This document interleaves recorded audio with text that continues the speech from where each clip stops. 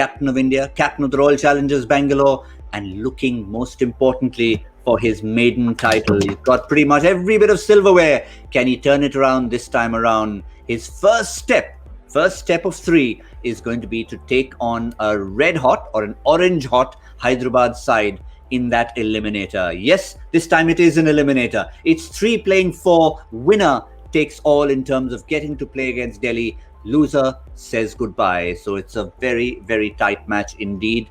Michael, coming into this game, just like we talked about Delhi when they play their next game, you certainly have to say Sunrisers, purely from a point of view, we don't like to use that M word, but just the way they've played the last few games, should be favourite. Yeah, this should be. I think it'd be a good toss to win. I think chasing in Abu Dhabi has been very important. I was quite pleased tonight that the chasing team didn't win. I think it's important that it's not just about the toss when we get to this stage of the event. The RCB team have got all the kind of prowess of star quality, and that combination of Virat and AB de Villiers, when you look at them both, you think, oh, you've certainly got the ability to take the team to 3 wins to win the event. I just think they can go a little bit harder.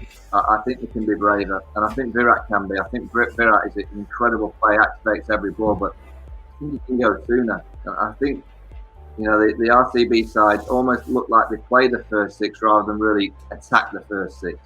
I think they can be a bit more proactive in that power play to come out of the traps. Let's see which team they go with. They've got Josh Philippe at the top of the order with Aaron Finch sitting in the bench. Will they make the change? I would personally, I'd go from my experience.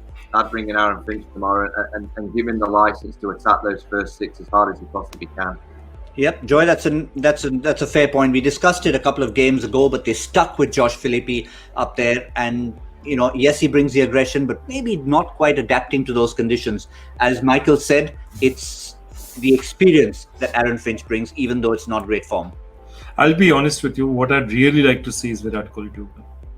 I'd like Virat Kohli to open, play absolutely freely, go there with Devdutt Padikkal, bring in Finchy at 3, De Villiers at 4, and say, Virat, don't worry. Get out early.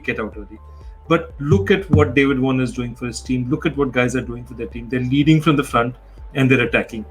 They are not going to win. Bangalore are not going to win this tournament playing timid cricket.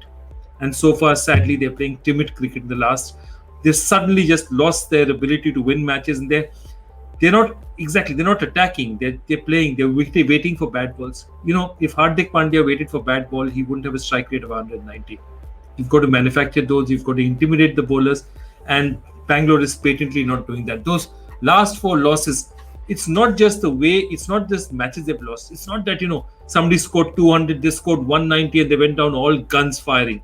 They went down timidly, and that's what they'd like to change. Yeah, 4 times they've put runs on the board. It hasn't worked for them. But quick one to finish off on Bangalore, Michael.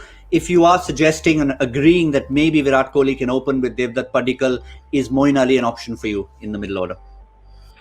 Yeah, I think Moeen's a fantastic cricketer. I don't think they will open with Virat Kohli, but I think it's a kind of a manoeuvre that could work. When you've got 2 real quality players as they have in Virat and AB de Villiers, I don't know why you'd want to wait for one of them to get in. Because you've only got 120 balls, so you break down 120 balls and you go, well, if we can give 40 to Virat and 40 to AB, that's delightful, and then the rest can have the other 40. I just want as many balls as possible from those 2. And if Josh Philippe or Aaron Finch and Padikkal come out and play for 6 or 7 overs, they may play great and get off to a flyer, but in the back of my mind, I'm always thinking, but wait a minute, what would have Virat have done? Or what would have AB have done to those same overs? I'm amazed they haven't gone with that. Moeen Ali, I think he's been underutilised. I think he's a wonderful cricketer that I don't think they've quite worked out the best role for Moeen, and I think they've missed a trick.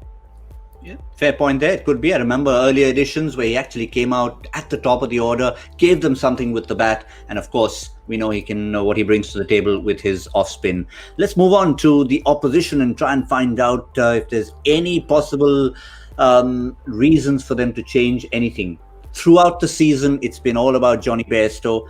They've had to sacrifice Bairstow. What a replacement they found in Wriddhiman Saha, and that basically was to try and get Kane Williamson and Jason Holder in there. Michael, Coming to you, I mean, you've seen Johnny Bairstow at close quarters, and he's been outstanding in the season. It was one of those sacrifices that needed to be made, I guess. Yeah, I mean, in management and in selection, you've got to pick what you believe is the best team to win the game. And sometimes you have to leave out players that should be in the side because you need the balance right. You know, you look at that side, Rashid Khan has to play. Kane Williamson is that glue in the middle. By having Kane, it allows him to go a bit harder at the top of the order. If you go with Bairstow and Warner, it's a little bit top heavy, and then you're not playing a Jason Holder or a Kane Williamson, and that they can't attack as hard as they'd want in the first six because they're a little bit worried about the depth in the batting lineup. So I think it was the right call. I'll be very interested to see what happens in the next auction with Johnny Bairstow, because all the other teams will be thinking, wait a minute, if he's not going to be a guaranteed pick for the Sunrisers, we'll have him. There'll be a few teams that want to take Johnny Bairstow. So it's not all doom and gloom for Johnny. He want to be playing, obviously, but I think he'll be sitting back going, wait a minute. Sometimes if you're a player and you've been left out and your team go on and losing, you're a bit, right to say, wait a minute, but you've lost. But they've won every game since, and they've played great cricket. So Johnny will be sitting back going, disappointed, but it's actually worked.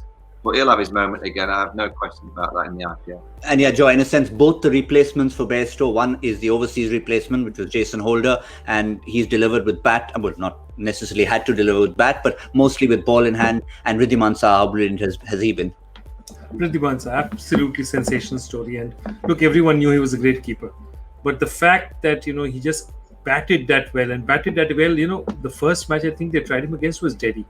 And Delhi has some serious space, It's not short, 150 plus Nokia, there's Rabada, and he took them on. And once he took them on, like they look at the RCB team and say that, if Nadeep Saini is not playing, and we don't know whether Nadeep Saini is playing because what his injury status is, but if Nadeep Saini is not playing, there's not anyone there in that innings that Wriddhiman Saha cannot attack. And Jason Holder, it's, sometimes it's not just about what you do with the bat, it's the fact that you're there with the bat later on that somebody else is playing with more freedom. Kane Williamson is playing with more freedom.